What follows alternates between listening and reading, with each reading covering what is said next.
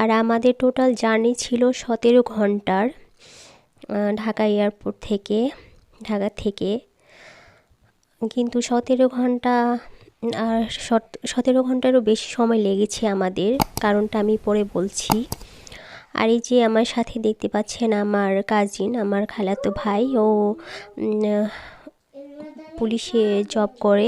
তো আমার সাথে যেহেতু কেউ ছিল না ভিতরে হেল্প করার, তো ভাইয়া এয়ারপোর্টে স্পেশালভাবে পাস নিয়ে ভিতরে ঢুকেছে, যেহেতু ভিতরে এয়ারপোর্টের ভিতরে কাউকে সেভাবে ঢুকতে দেয় না। তো ওই যে আমরা ইমিগ্রেশন পার হয়ে এখন আমরা ভিতরে ওয়েট করছি। এই যে আমাদের পাসপোর্ট হাতে নিয়ে নিয়েছি আমি আর আমার মেয়ে। তো এই যে আমার কাজিন, তো আর এছাড়াও আমার হাজব্যান্ডের একটা বড় ভাই ছিল, তিনিও যাচ্ছেন আমাদের সাথে। আর ইচ্ছে আমাকে দেখতে পাচ্ছেন যে আসলে সারা রাত ঘুম হয়নি যাওয়ার আগে, 2-3 দিন আমি ঘুমাতে পারিনি। এই যে আমার মেয়ে দুষ্টামি করছিল, ওর মামাদেরকে মিস করছে সে কথা বলছিল, হাই বলছিল। তো আমি এই জায়গাটি একটু মিউট করে দিয়েছি।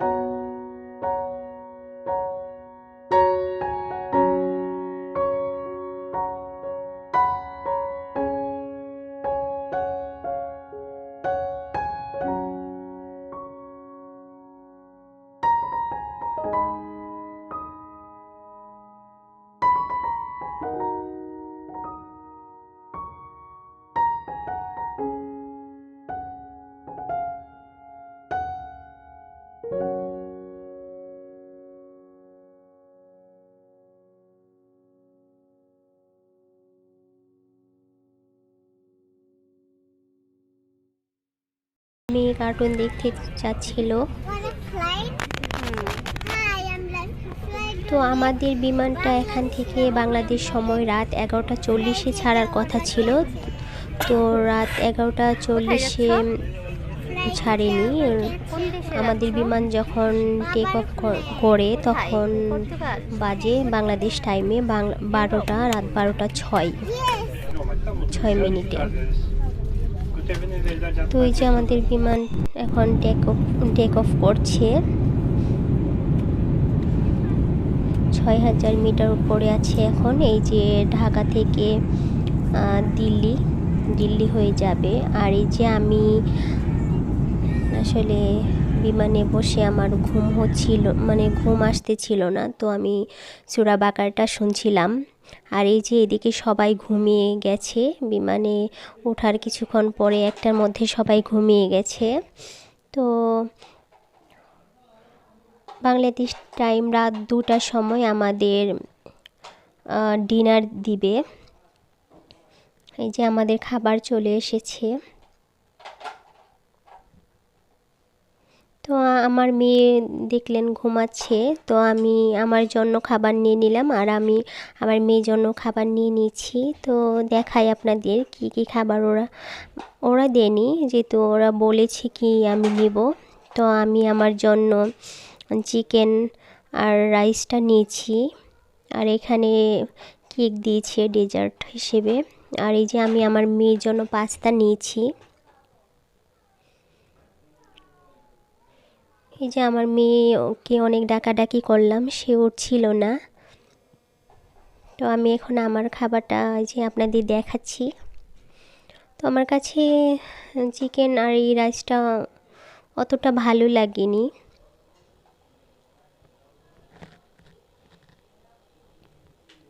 আর বিমানে ওঠার আগে আমি অল্প খেয়ে নিয়েছি, সেই জন্য আর খেতে পারিনি। এই যে এখানে আমি আমার মেয়ের জন্য পাস্তা নিয়ে নিয়েছি, কিন্তু ও যেভাবে ঘুমাচ্ছিল সে আর উঠেনি। তবুও উঠিয়েছিলাম, ওকে উঠিয়ে অল্প একটু খাওয়াতে পেরেছিলাম, তারপর আর খায়নি সে। আর এই যে ওদের কেকটা অনেক মজার ছিল, এটা আমি খেয়েছি।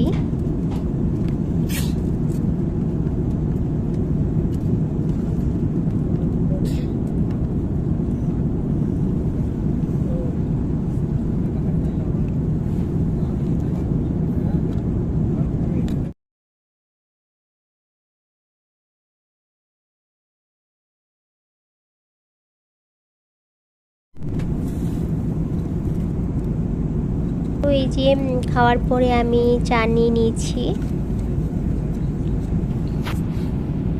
তো আর বারবার দেখছিলাম বিমান এখন কোথায় আছে, কোন জায়গায় আছে, মানে কোন দেশের উপরে দিয়ে যাচ্ছে, বারবার দেখে নিচ্ছিলাম। এই যে এখন আমাদের বিমানটা নিউ দিল্লির উপর দিয়ে যাচ্ছে।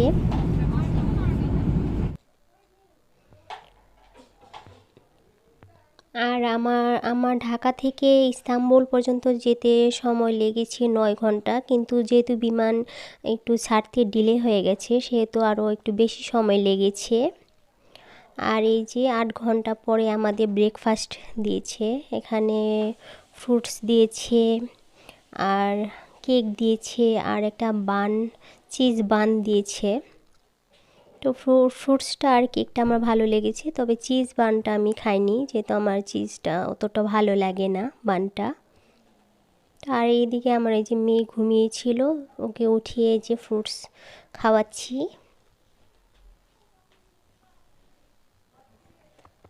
এই যে আমার মেয়ে ফ্রুটস ব্রেকফাস্ট খাওয়ার পরে আবার একটুখানি ঘুমিয়ে গেছিলো, এখন ওকে উঠিয়ে দিয়েছি, যেহেতু এখন বিমান আমাদের ল্যান্ড করার সময় হয়ে গেছে। পরের দিন ঢাকার টাইমে সকাল 9:30 না, সকাল 10টা। এই যে 9:54 বাজে, আর এখন আমাদের বিমান ল্যান্ড করছে। আর ইস্তাম্বুল সময় তখন ভোর 6টা 55। আর এখানে একটু বলে রাখি, আমরা বিমানে যখন ছিলাম তখনই তুরস্কে ভূমিকম্পটা হয়েছিল, কিন্তু তখনও আমি জানি না। আর এই যে প্রচণ্ড ওয়েদার খারাপ ছিল, আর প্রচণ্ড বৃষ্টিপাত হচ্ছিল, তখন বজ্রপাত তো হচ্ছিল, আমাদের বিমানটা সোজা কথা উপরে উঠছিল আবার নামছিল, অনেক ভয় পেয়েছিলাম। তো আলহামদুলিল্লাহ তারপরেও আমরা সেফলি যে ল্যান্ড করতে পেরেছি, এটা আল্লাহর কাছে হাজার হাজার শুক্রিয়া। আমার মেয়েটাকে নিয়ে আমরা ভালোভাবে সবাইকে নিয়ে ল্যান্ড করতে পেরেছি, এটাই আল্লাহর কাছে শুক্রিয়া জানাই। এই যে আমরা ল্যান্ড করছি, নেমে যাচ্ছি, আসতে যাও।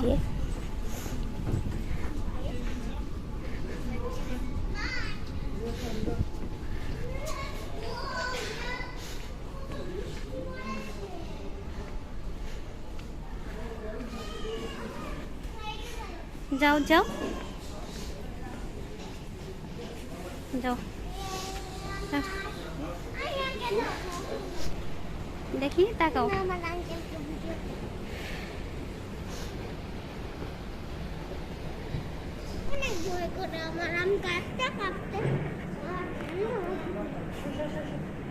যাও যাও যাও যাও, তুমি চলো চলো এখানে। আর ইস্তাম্বুল এয়ারপোর্টটা আপনারা ইউটিউবে দেখে থাকবেন, বিশ্বের মধ্যে দ্বিতীয় স্থানে আছে, সবচেয়ে বড় এয়ারপোর্ট এটা। আর আমাদের হাঁটতে হাঁটতে অবস্থা অনেক খারাপ হয়ে গেছিলো আমার মেয়েকে নিয়ে, কি বলবো, টোটাল জার্নিটাতে যে এত কষ্টের ছিল, আসলে তখন শেয়ার করার মতো কেউ ছিল না। আর আমার মেয়ে বারবার বসে পড়ছিল, ওরা হাঁটতে হাঁটতে অবস্থা খারাপ হয়ে গেছিল, আমার নিজেরও অনেক খারাপ হয়ে গেছিল, আমার পাটা ফুলে একেবারে রীতিমতো খারাপ অবস্থা হয়ে গেছিল। তখন হয়তো আমার ফ্যামিলি, আত্মীয় স্বজন সবাই আমার জন্য চিন্তা করছিল যে তুরস্কের এই খারাপ অবস্থা, ভূমিকম্প হয়েছে, আরও সব মিলিয়ে অনেক খারাপ অবস্থা ছিল। তখনও ওরা জানতো না যে আমি কেমন আছি, তবে আল্লাহর রহমতে ভালোই ছিলাম। তো ইস্তাম্বুল এয়ারপোর্ট থেকে আমি ওদের সঙ্গে ওয়াইফাই কিনে ওদের সঙ্গে যোগাযোগ করেছিলাম যে আমি ভালোভাবেই এই ইস্তাম্বুল এয়ারপোর্টে এসে পৌঁছেছি, তুরস্কে এসে পৌঁছেছি, তো সবাইকে জানিয়েছিলাম।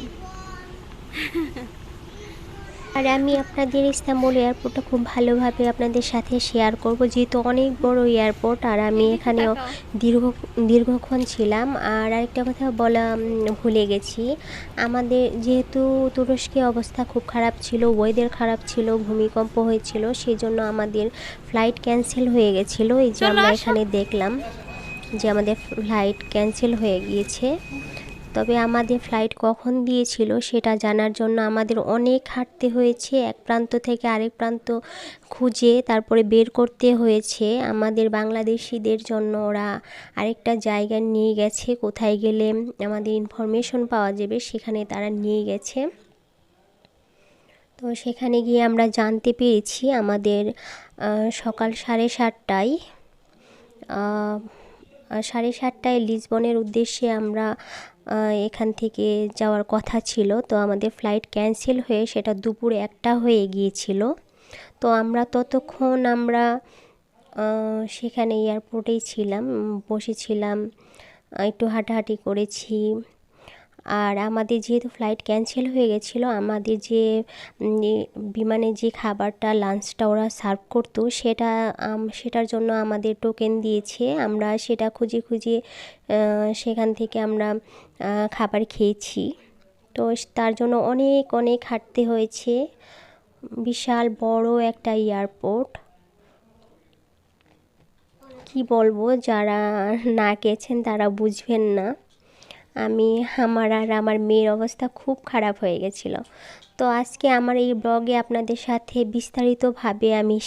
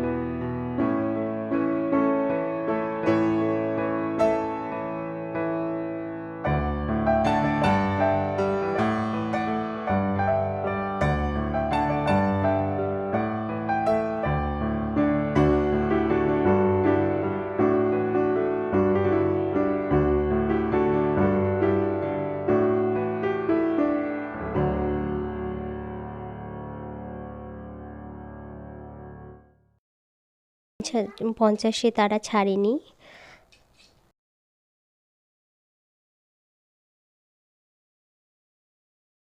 উদ্দেশ্যে ছাড়ে। এই যে আমরা এয়ারবাসে উঠে পড়েছি। তখন প্রচণ্ড বৃষ্টি ছিল, এই জন্য আর আমি বিমানটা বাড়ি থেকে দেখাতে পারলাম না। এই যে বিমানে উঠে পড়েছি। তুরস্কের অবস্থা খুবই খারাপ ছিল, আর এই খারাপ ওয়েদারের জন্য আমাদের ফ্লাইট ডিলে হয়ে যাচ্ছিল বারবার। বিমান ছাড়তেও সময় নিচ্ছিল। এই যে আমার মেয়ে বিমানে উঠে আবার ঘুমিয়ে গেছে, বারবার বলছিল কখন লিসবন যাবে পৌঁছাবে, বারবার জিজ্ঞেস করছিল। আর আমি একটু বাইরে দেখে নিচ্ছিলাম, বাইরে প্রচণ্ড বৃষ্টি। এই যে এখন আমাদের বিমান টেক অফ করছে।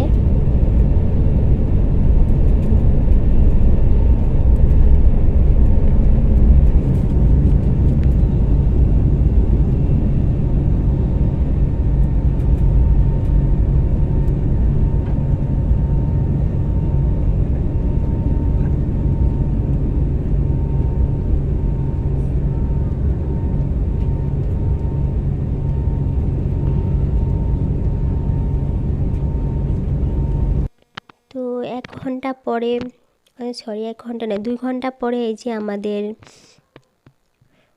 লাঞ্চ সার্ভ করে দিয়েছে। তো ওরা লাঞ্চে আমাদের দিয়েছিল মিট বল উইথ রাইস আর ভেজিটেবল দিয়েছিল। আর এখানে অরেঞ্জ জুস নিয়েছি।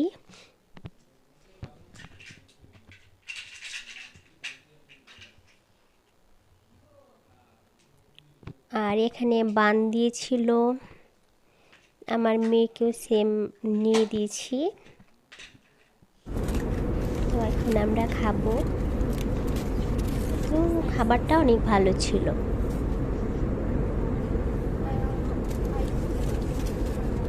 নাও নাও দেখো।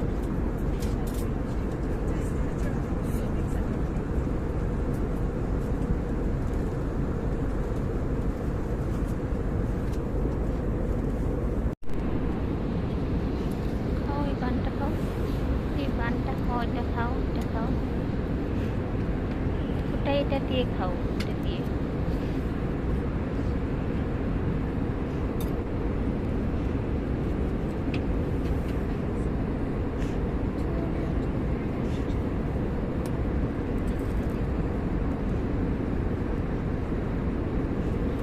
তো এই যে আমাদের খাওয়া দাওয়া শেষে এখন দেখে নিচ্ছি আমাদের বিমানটা কোথায় আছে। তো ইস্তাম্বুল থেকে লিসবন পর্যন্ত আমাদের যেতে সময় লেগেছে 5 ঘন্টা।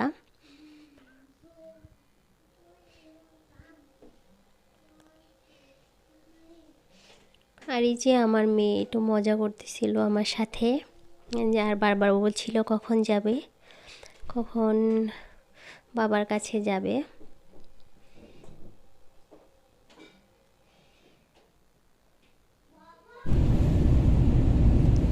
তো এই যে এর মধ্যে অনেক সময় গিয়েছি, আমরা ঘুমিয়েছি। ফাইনালি আমরা এখন এই যে লিসবনে আকাশে আছি।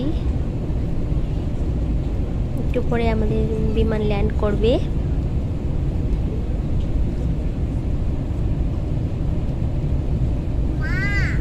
তো এই যে চলে এসেছি আমরা ফাইনালি লিসবন, পর্তুগাল। তো লিসবনে তখন বিকেল ছিল।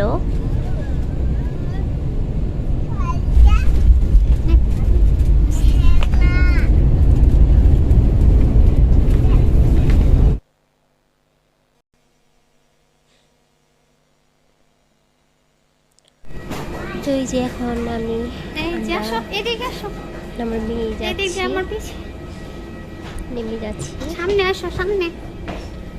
ফাইনালি চলে এলাম।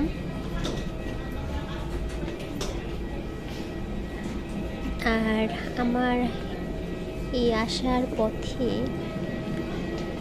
আমার টোটাল সময় লেগেছে 17 ঘন্টার জায়গায় আরও 5 ঘন্টা অ্যাড করলে ফ্লাইটে না এখানে দিয়ে 22 ঘন্টা। আরও আমার বাসা থেকে ঢাকা পর্যন্ত আসতে আরও সময় লেগেছে 5 ঘন্টা। সব মিলিয়ে টোটাল একদিনের একটা জার্নি ছিল আমার।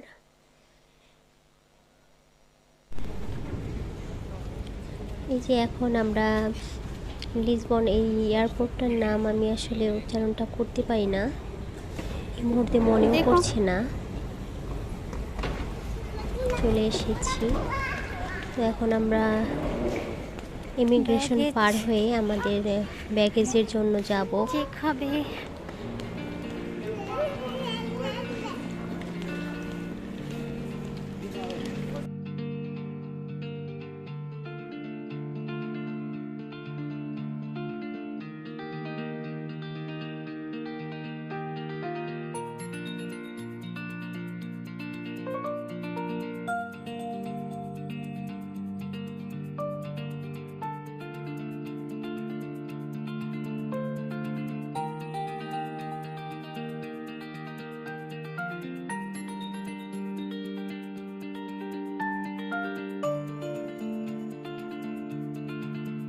এই যে এখানে আমাদের ব্যাগগুলি নিচ্ছি, আর এখানে আমার একটা লাগেজ হারিয়ে গেছে, যেহেতু অনেকগুলো লাগেজ ছিল।